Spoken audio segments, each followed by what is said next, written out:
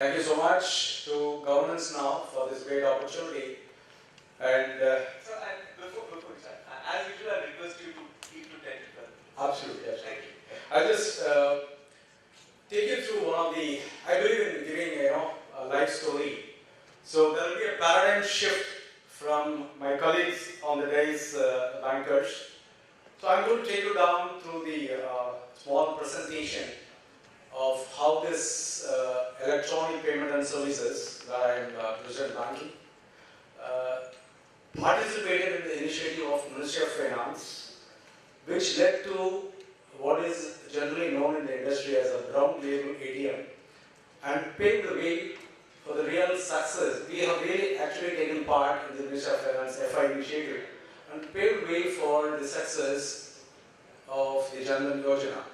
So I'll just take you down through the presentation, and it's going to be a story, so I hope you're all glued to it. We all believe in stories, and this is a story of the dream come true, making things happen by my founder, chairman, Electronic Payment and Services, Mr. Mani Mahamadan, who actually is an ex-banker, turned technocrat, turned entrepreneur.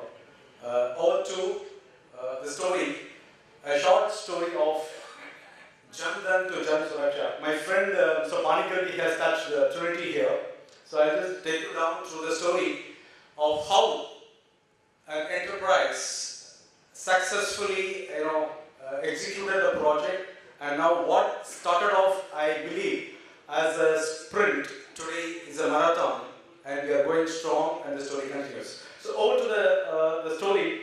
Way back in the year 2012,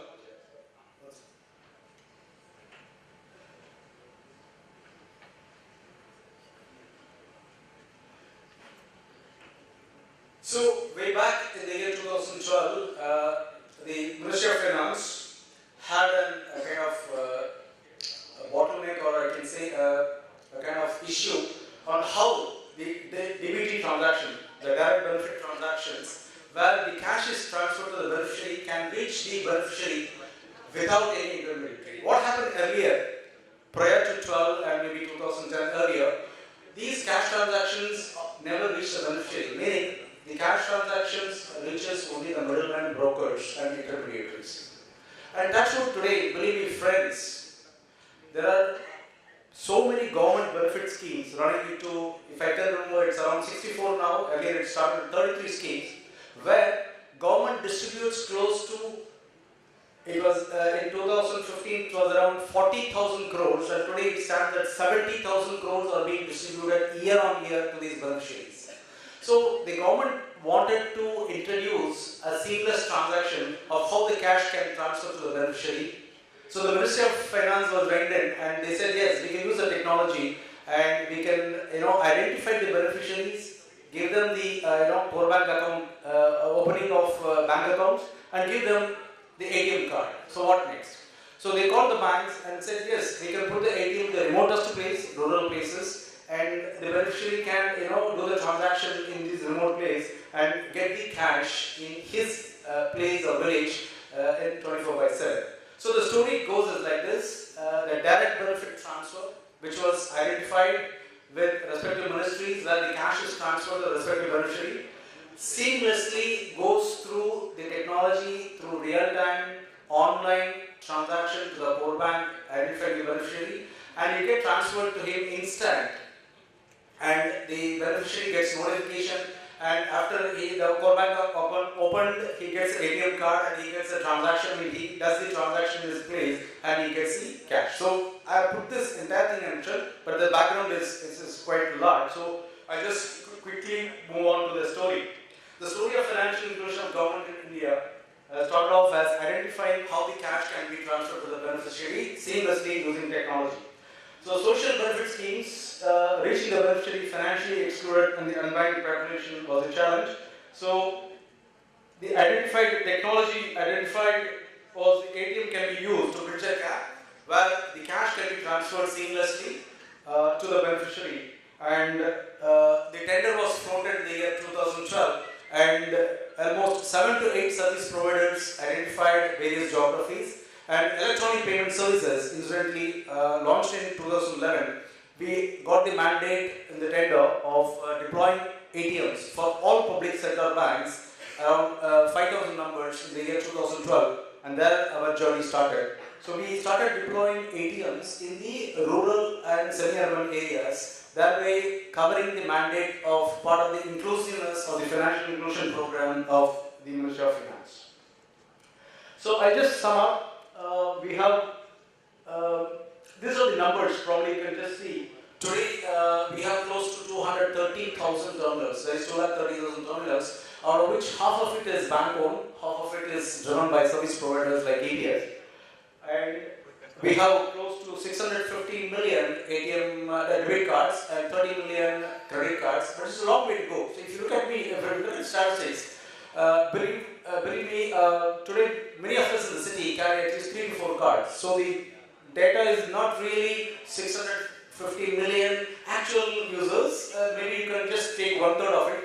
So what I meant is we have a 1.2 billion population. We have just around 250 actual users. So we have a long way to go. It's about the cards and about, I'll come to the terminals. So today we have just 200,000 terminals or 230,000 terminals. Compare this with the China of 6 lakh terminals. So what I'm saying is, though as the number point says here, the observations are, we have close to 6 lakh villages, only 2 lakh villages close to have either a branch or an ATM, and 4 lakh villages still have no access to either a bank branch or an ATM. Okay, the story here is how ATM bridged the gap in enabling and empowering the common man to have access to cash in his own place is what the part we played with the Financial Inclusion Mission of Government of India. So the point is, there is still a large gap in enabling the financial inclusion for the common man, because today, touchwood,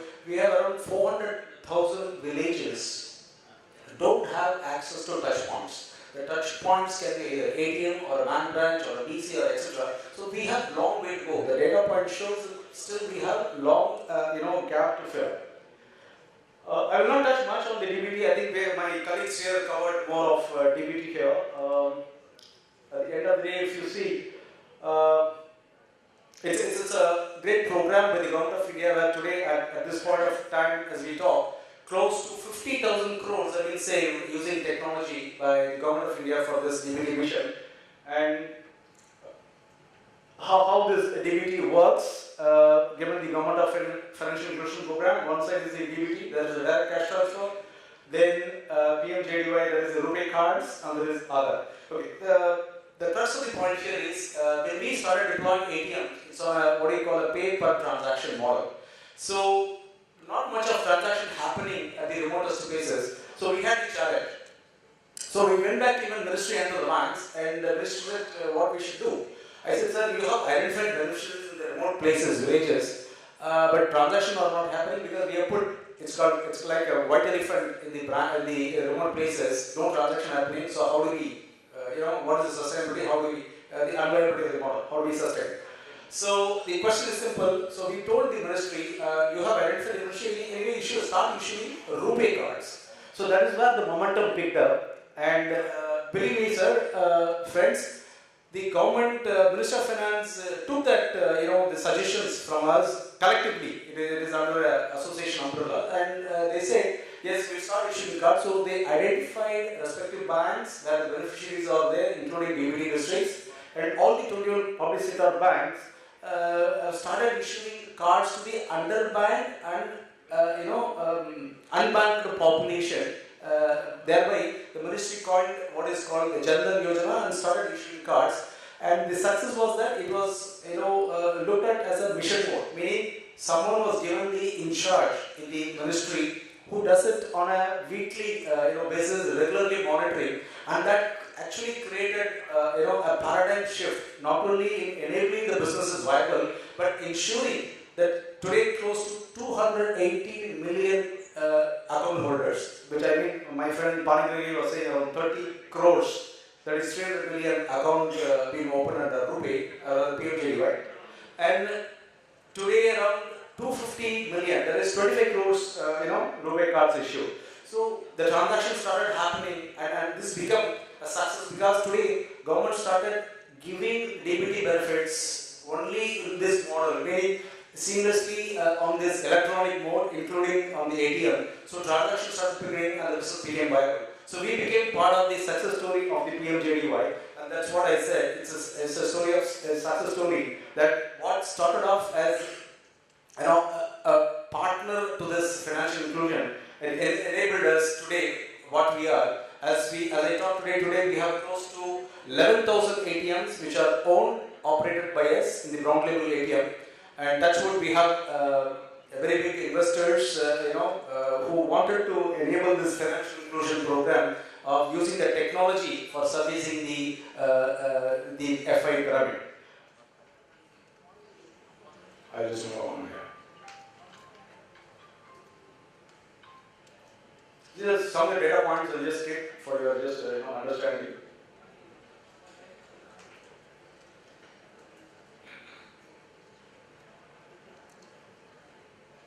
So I just request 2 minutes, I'll just close the session.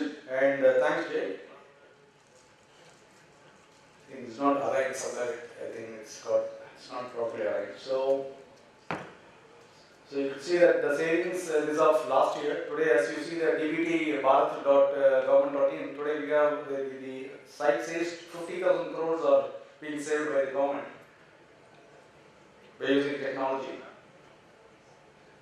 So I have mentioned also, given critical success factors, Author also played a major role in the deduplication of identifying the right beneficiary, whereby actual beneficiary gets the payment in no time, in fastest possible time. So beneficial stakeholders, a quick recap. There is a huge savings in the DBT schemes. dbtbharat.com.in, which gives you a lot of insights, the success stories. What started off as a technology solution to identify the DBT problem enabled the government to get into the bigger landscape of Jan Dhan Yojana accounts and a huge corpus deposit of 75,000 crores deposits. Most important issue of RuPay cards, 280 million RuPay cards. And it's also benefited the other industry. Public sector banks have close to 40,000 ATMs deployed between 2013 and 15. That's good. For all Indian public sector banks by these 8 providers, including EPS, we deployed around 6,000 plus machines. So ATM outsourcing industry, the capital investment total put together around 3,500 crores. And the operating expenditure, of course, it's month on month another 500 crores totally put together. So this has created another industry by itself. So these are all the added benefits that has been accrued. And the key takeaway is today as we look back, the RuPay is much stronger. I hope the government issues more RuPay cards to enable a strong RuPay ecosystem. And one important cheese coming from the Ministry of Finance Mission Office. In Mission Office, we get a lot of feedbacks, and one particular letter I will always remember is one which said, "Our village has a bank branch, but please give us an ATM because the ATM does not insult us or make us feel small." And this is quoted by one of the Joint Secretary Banking from Ministry of Finance. So this is a story of Jan Dhan to Jan Suraksha, Sabka Saath, Sabka Vikas. As we move forward, the journey continues. And there are international best practices I have listed. So I just want to leave a small, takeaway in this gathering before I just end my thing. So today, government is talking about more on digital payments, digital transactions. But the crux of the matter here is building digital infrastructure to enable digital payments. So friends, the important matter is building a digital infrastructure also requires building digital acceptance infrastructure. That's where the ATM. Today we have a disruption in the ATM also. We have a CDM, cash deposit machine and cash recyclers, which is actually a cash deposit machine and also a cash dispensing machine. It is also a cash recycler. So today, the on-sites are there, the banks with outdated ATMs can be replaced with this CDM, and cash in the system, out in the system is more riskier than cash in the system in the bank. So I believe there are a lot of potential here. So building the digital acceptance infrastructure is key in enabling and empowering the digital payments ecosystem or digital transaction ecosystem. And 2 points I just leave here with the mind share to my delegates here on the days. Today we talk about all this infrastructure, but there's precedence already set with this Ministry of Finance initiative. I believe since bank consolidation happening, I think the government should also look at a common procurement program, because the ATMs are like a terminal. They are almost same across the banks, irrespective of the bank branch. So my take would be to have a common branded, I would even say common RuPay branded delivery channels, ATMs or cash recyclers across all banks. So there is an acceptance infrastructure in terms of cash deposit and cash dispersal. A common procurement program can be enabled by the ministry so that each bank need not come with different RFPs. And second thought process, government also talks more on Make in India policy. The Make in India program is only in paper, and there is one government order which says public procurement policy the government establishment should follow. If that can be implemented in the industrial policy, there will be growth, because they will give a boost to the homegrown companies, including EPS, because that will enable and empower more employment, economic growth, and growth in overall ecosystem. So with this thought process, I would like to thank the opportunity given with governments now. And there are funds available also which government has not, I don't know whether they have utilized, it's not coming in the system.